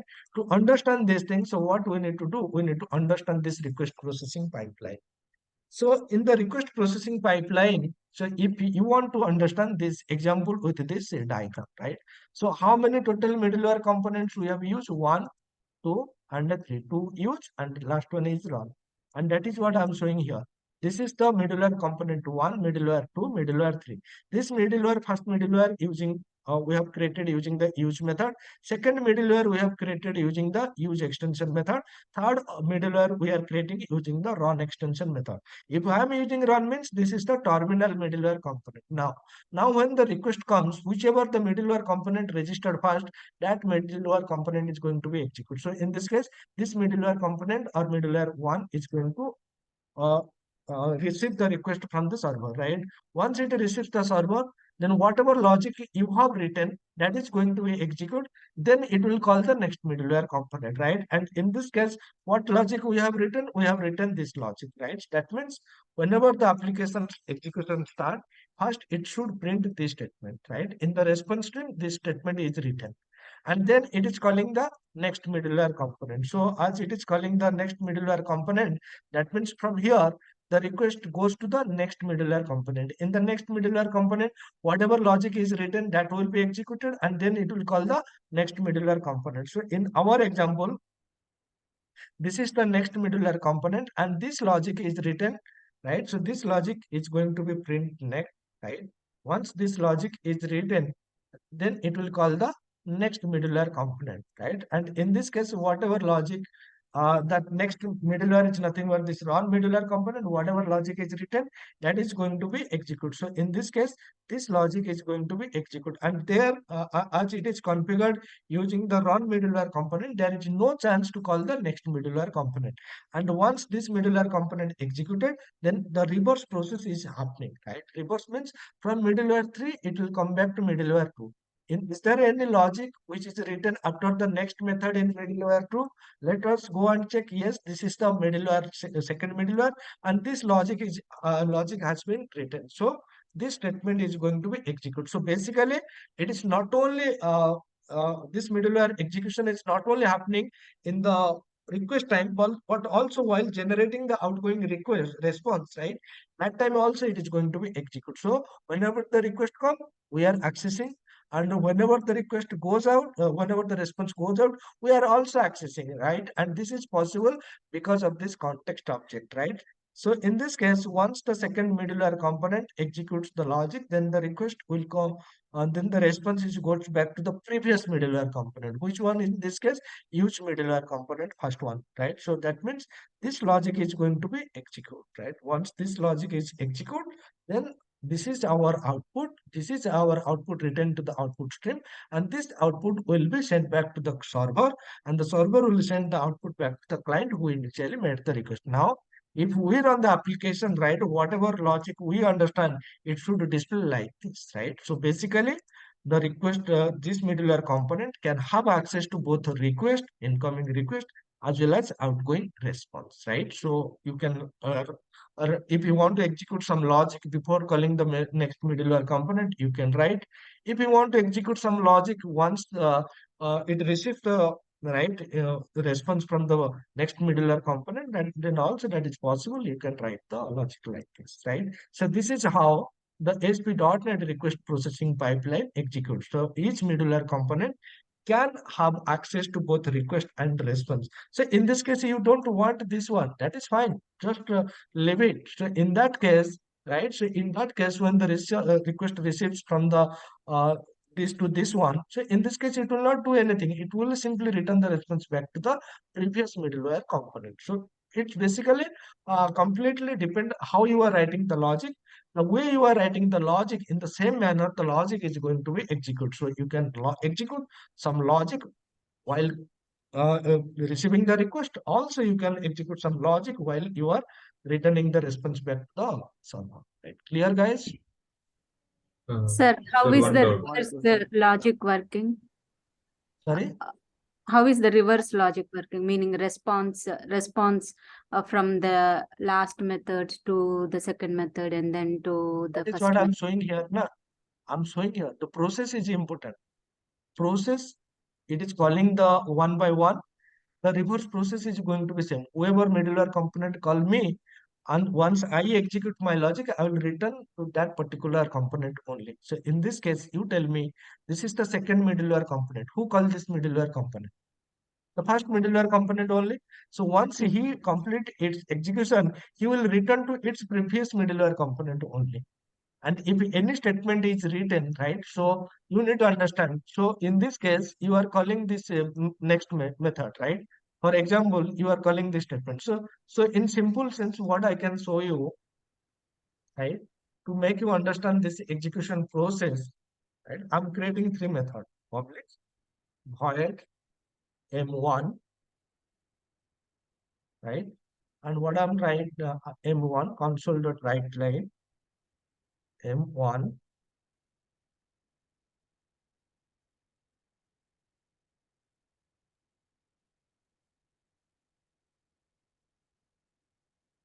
M2. So what I'm doing, public static mod M1. I'm doing 3 times. 1, 2, 3. I'm making this M2.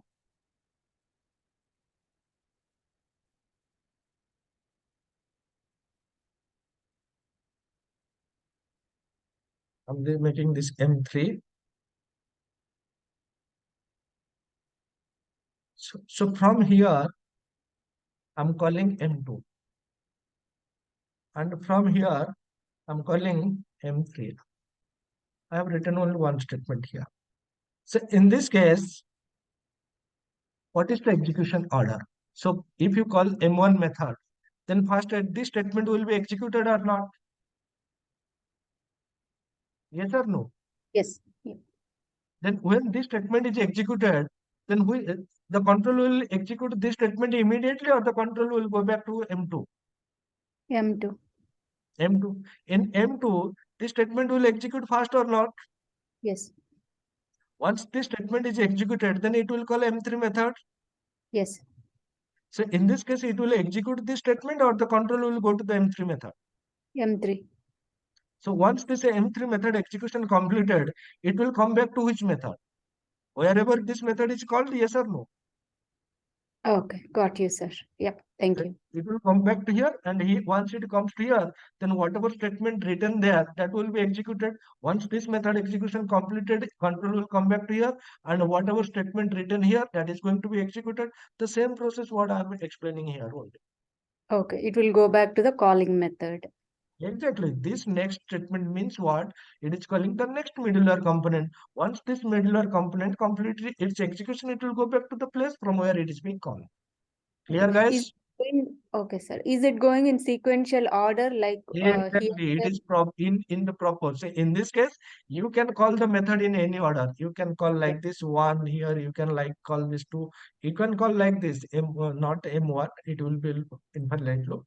3 here. You can call one. You can call like this, right? But in this case, you are not explicitly calling any particular method name. You are just using the next method. Next method means the next middleware component which is registered into the request processing pipeline. The order is important. That is why I'm saying from the security point of view, from the performance point of view, right? You should maintain the proper order. It's not like that you first use the authorization middleware and then you are using the authentication middleware. This should not be the case like this.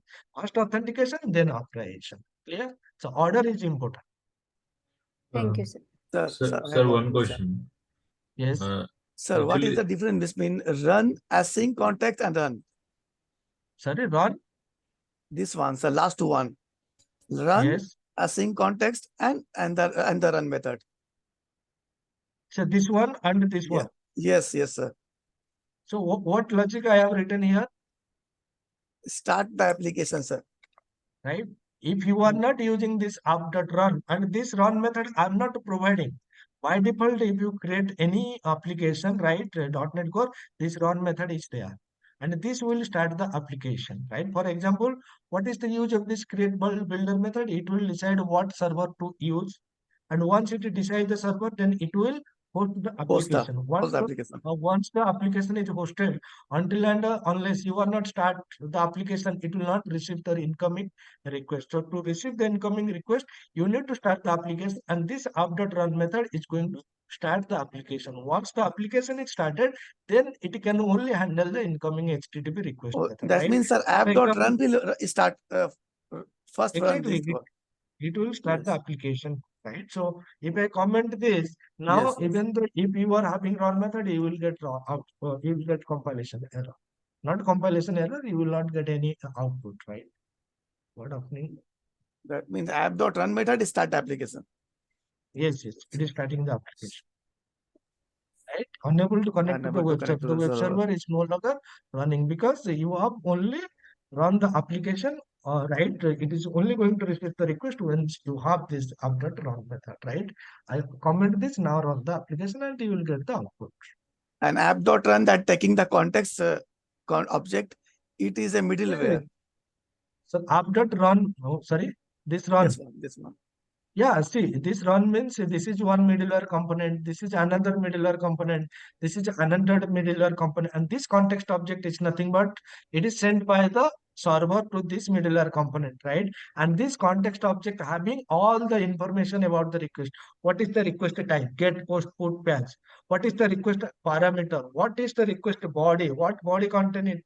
So every information you can access by using this context object. Even though while sending the response, you want to send the response status code as 200, that you can set. You want to set some response data, right? That you can set in the response. What is the response head, right? Anything you want that you can do using this context object, because this context object is accessible to each and every middleware component, not only for the request purpose but also for the response purpose. In this case, you can see we are writing some response to the context object only, but even though if you want, you can get some request data, right? Suppose when as we progress, I will show you. I'm going to send some request header, right?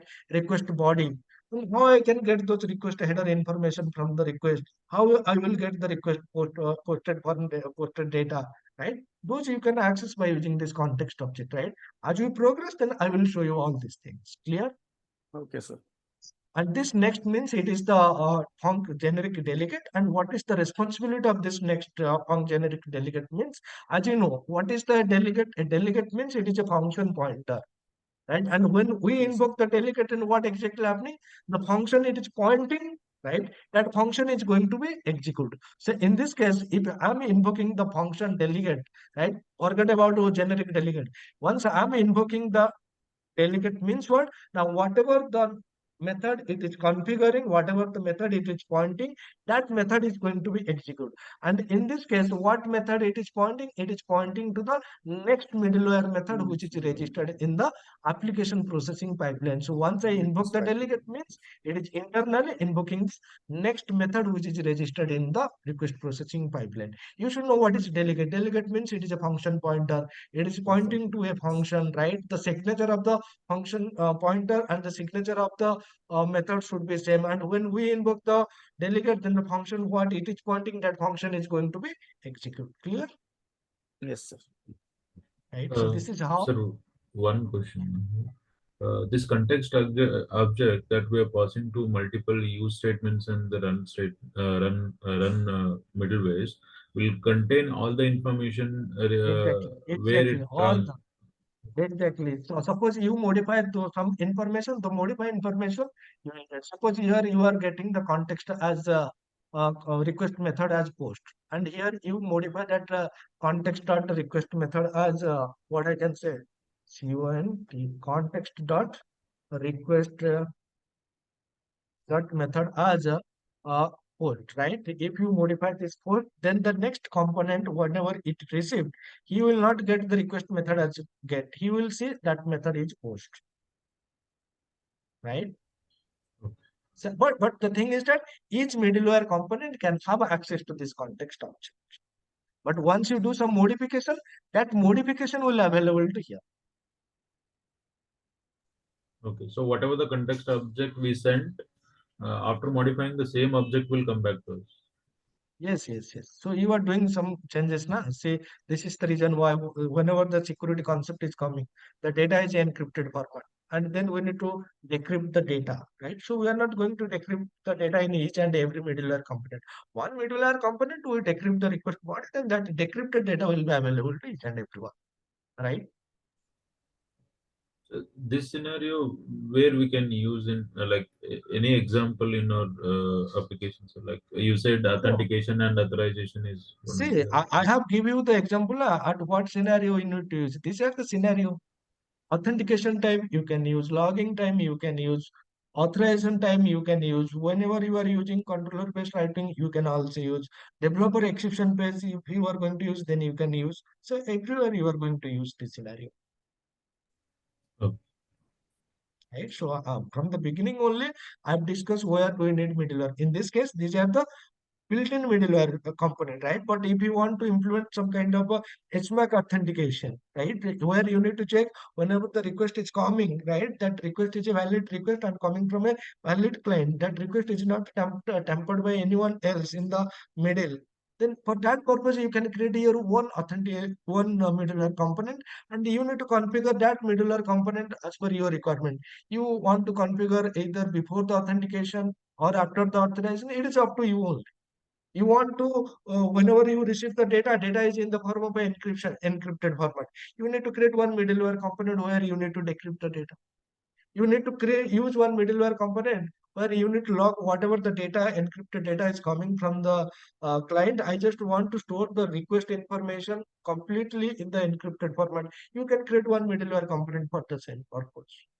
Clear? Yes. Thank you. Right. Any question from anyone else? Sir, I do have a Sorry? Yeah, ask sir. me. What is your... Yeah, ask me the question only. So yeah, you're using two app.use methods, right? In the application, in the previous example. So once the first app.use method is executed, it will sequentially call the next app.use method. So in that So way, once the up method is not executed, whenever you are calling this statement, from this point, it is going to call the next middleware component.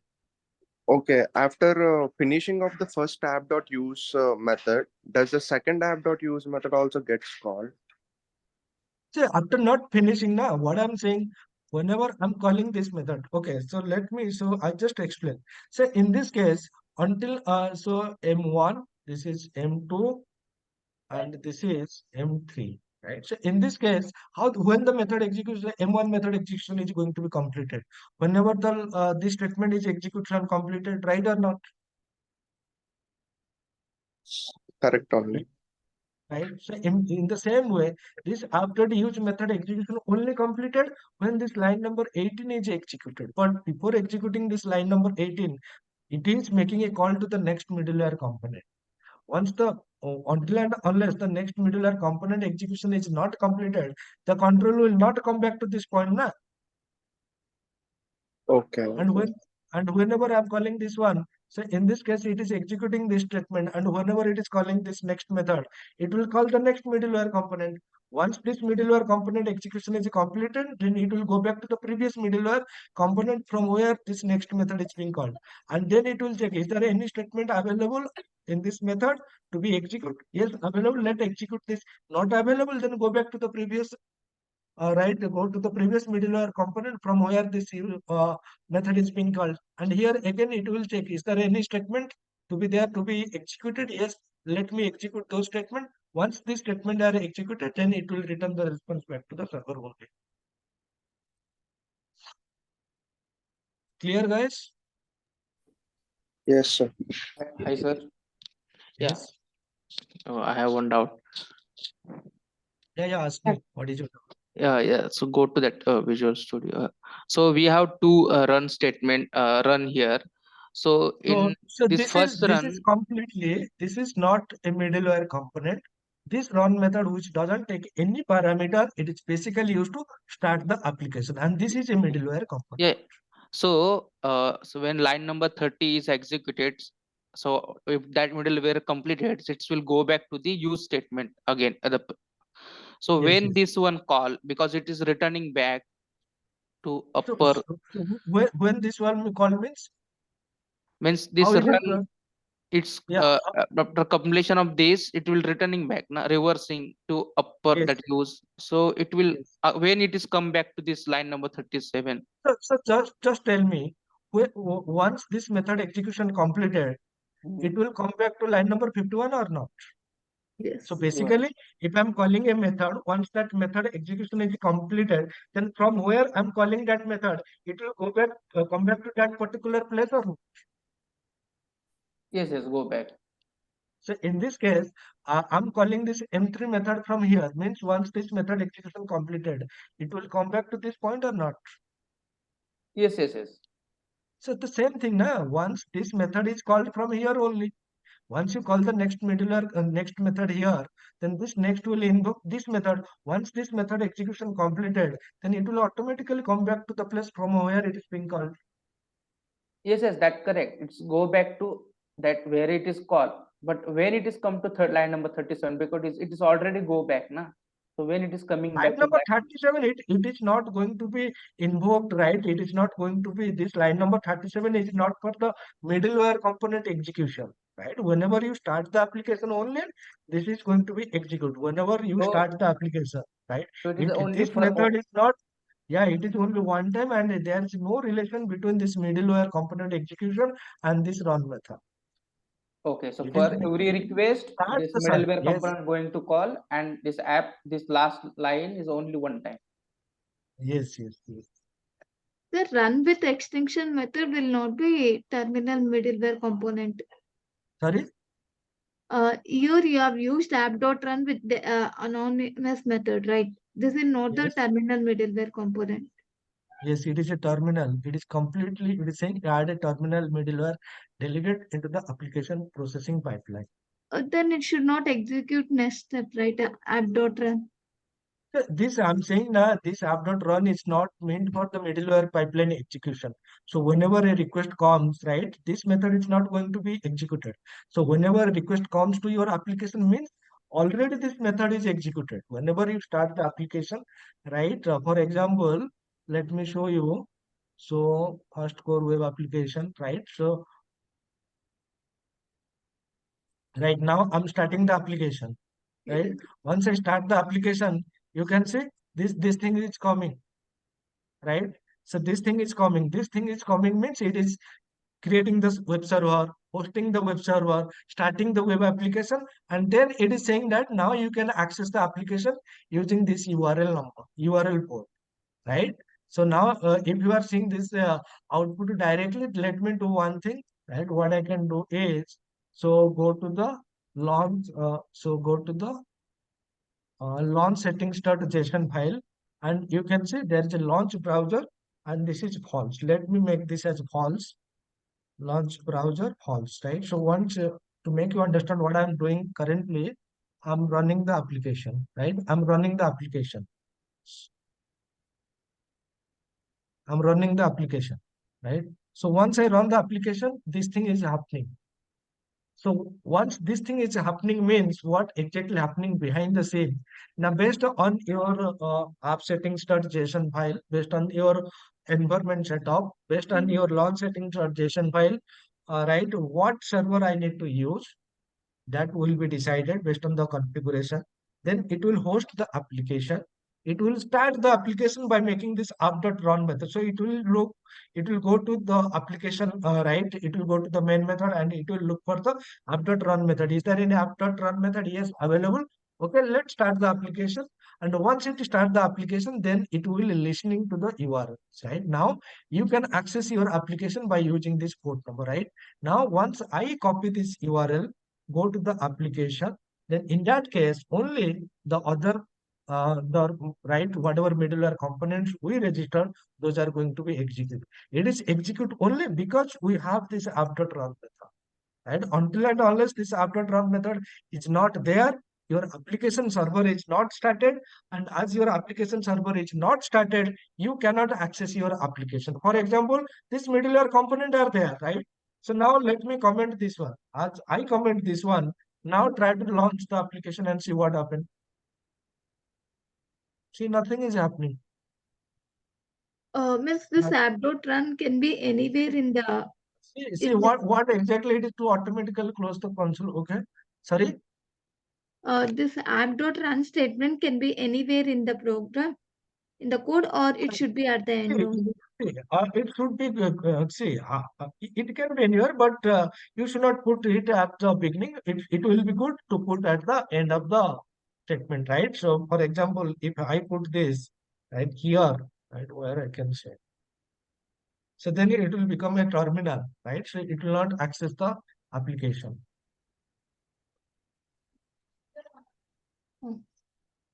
Right? So, yes. Right? So it is something like this. So you should put it at the end of the application, right? So this should be the at the end of the application, because it should be the last statement in your application. Otherwise, it is not going to work. Clear? Oh, yes. So Yeah. So next important topic, what I'm going to discuss in today's session is, as I mentioned, Sam asked me a good question, right?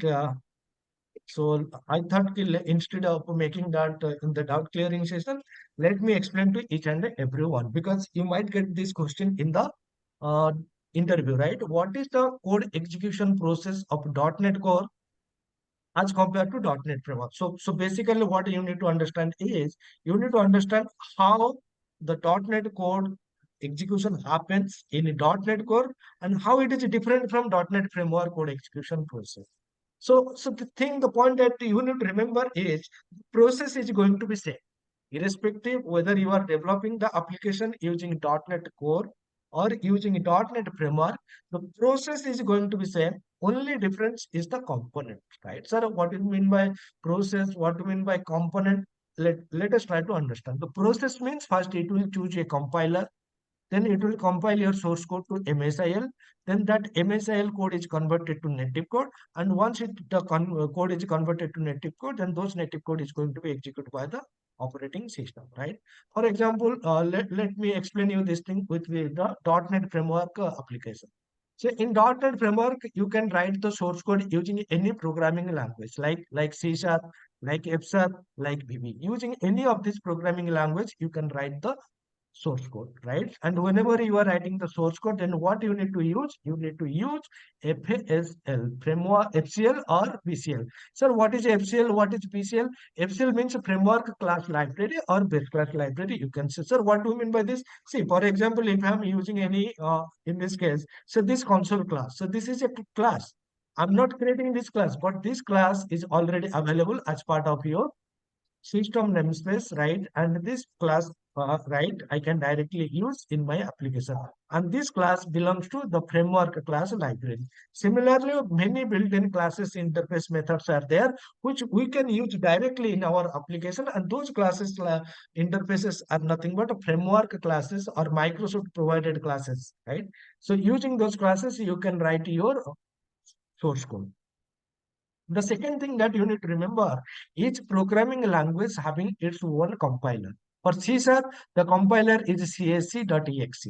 It is, I'm talking about the Windows operating system. For F#, the language is fsc.exe. For VB, the compiler is vbc.exe. Right? So once you write the source code, the respective language compiler will come into the picture, and they will convert the source code into the MSIL code, or you can say IL code. And this IL code or MSIL code in the form of a DLL or EXE.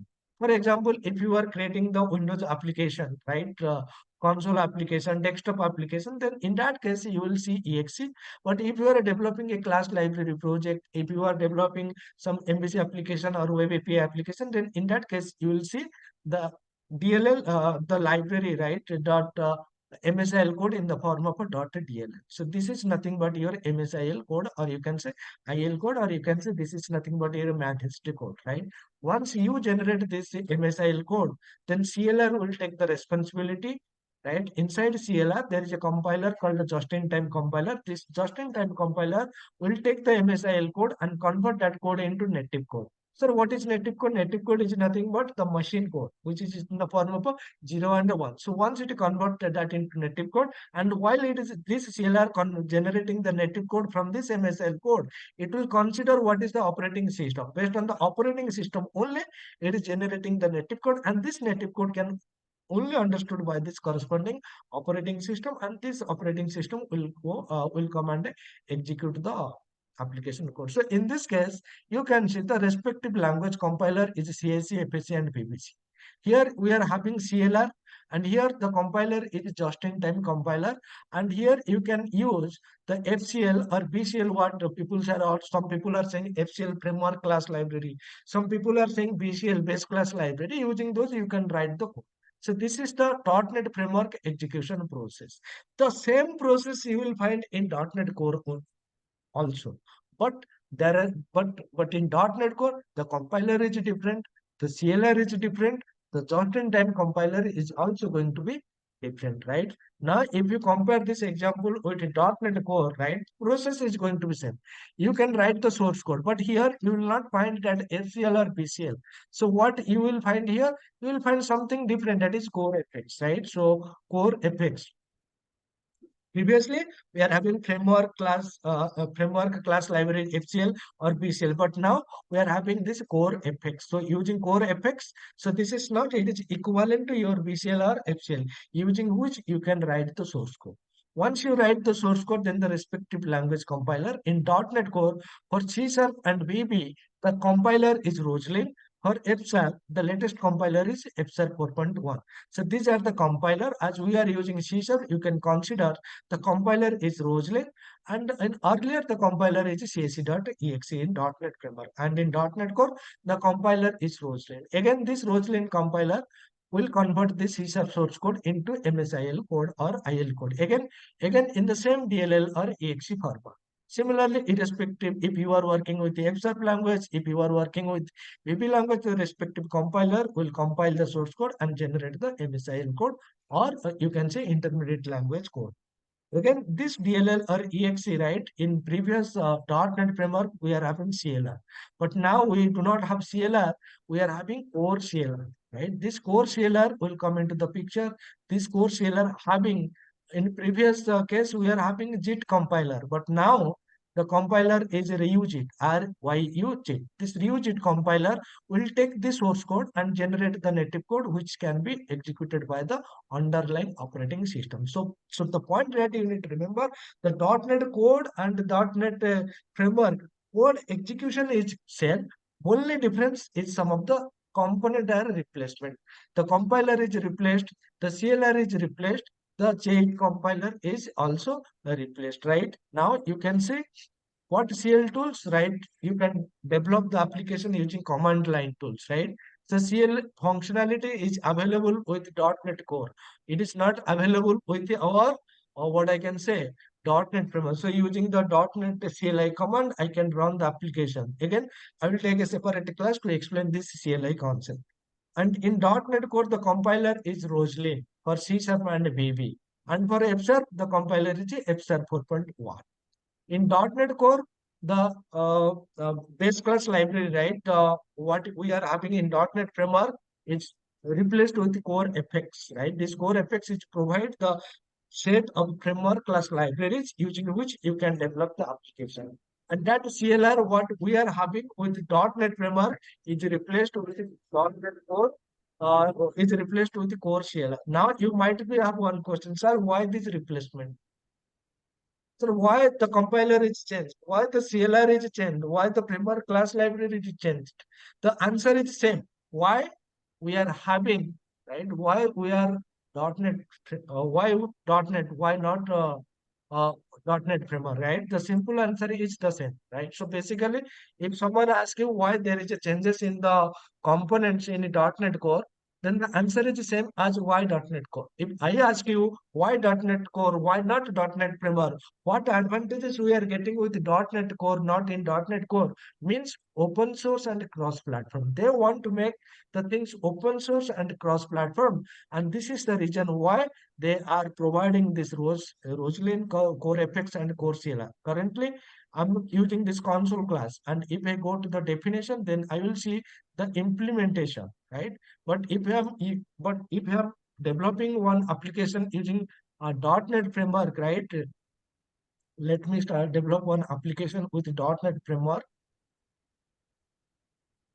Let me develop a console application using .NET framework, right? Then you will see, now I'm writing one statement, right? So I'm going to the console class. Then you will see implementation is not there, right? That implementation is not there. Only the definition is there, right? The implementation is not there because it is not open source. But here you can see how this method is implemented. That implementation is also provided here, right? This is one of the different that open source code you can see now. Second thing is cross-platform. If you are developing this application, you can only use Windows operating system. But now It is also possible to use this in different types of operating system, means platform independent, right? Irrespective of the platform, you can develop. So because of this, they want a different compiler, they want a different class library, and they want a different runtime. This is the reason why they have replaced the earlier compiler with Roslyn, earlier class library FCL or BCL with CoreFX, earlier CLR with the Core CLR, and earlier just-in-time compiler with the Root JIT. Clear, guys?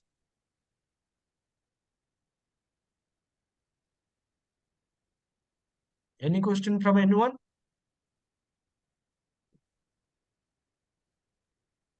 Guys? Sir, one question.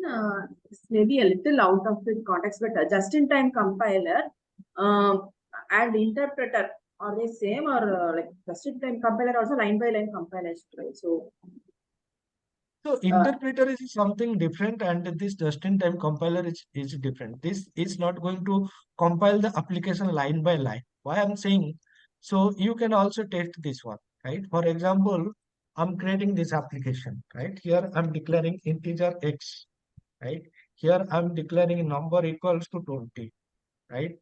Here I'm writing some int to x equals to 20, 10, right? And here I'm declaring some x equals to this thing, right? So in this case, are you getting the compilation error one by one, or all the compilation error it is showing you at once? all at once, so it's compiled. So now you understand what is the difference between interpreter and the JIT compiler? Yes, sir. So it is compiling one by one, or it is compiling all the statement at once? Fully. Right. So you got your answer? Yes, sir. Yeah.